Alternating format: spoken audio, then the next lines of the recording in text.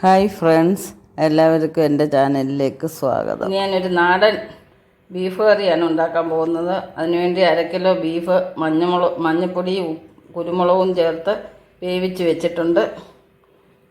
വെളുത്തുള്ളി, തക്കാളി, പച്ചമുളക്, ചെറിയ ഉള്ളി, ഇഞ്ചി, കറിവേപ്പില, മല്ലിപ്പൊടി, മുളക് പൊടി, കുരുമുളക്, പെരിഞ്ജീരകം, മസാലക്കൂട്ട്. ഇനി നമുക്ക് തയ്യാറാക്കാം. ബീഫ് കറി വെക്കുമ്പോൾ നമ്മളെപ്പോഴും ചെറിയ ഉള്ളി തന്നെ എടുക്കാൻ ശ്രമിക്കുക. അതാണ് ഏറ്റവും കൂടുതൽ ടേസ്റ്റ്. അതുപോലെ തന്നെ നമ്മൾ മുളക് പൊടി, കുരുമുളക്, സ്വല്പം മഞ്ഞൾപ്പൊടി, ഉപ്പ് ഇവ ചേർത്ത് കുക്കറിൽ 2-3 വിസിലടിച്ചതിന് ശേഷം കറി വെക്കുക. അപ്പോൾ ബീഫിന് നല്ല മാർദ്ദവം ഉണ്ടാവും.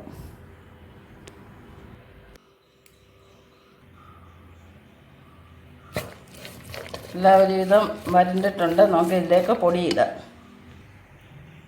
പൊടിയുടെ പച്ചമണം പോകുന്നിടം വരെ നമുക്ക് ഇളക്കി കൊടുക്കാം. വെന്ത ബീഫായതുകൊണ്ട് അധികം നേരം ഇടണ്ട. ഇനി നമുക്ക് ബീഫ് ഇട്ട് കൊടുക്കാം. ഇനി നന്നായിട്ട് വരട്ടിയെടുക്കാം. കറി നല്ലതായിട്ട് വെന്ത് കുറുകിയിട്ടുണ്ട്. നമുക്ക് ഇതിലേക്ക് ഇനി തേങ്ങയുടെ തനിപ്പാലാണ് ഒഴിക്കുന്നത്.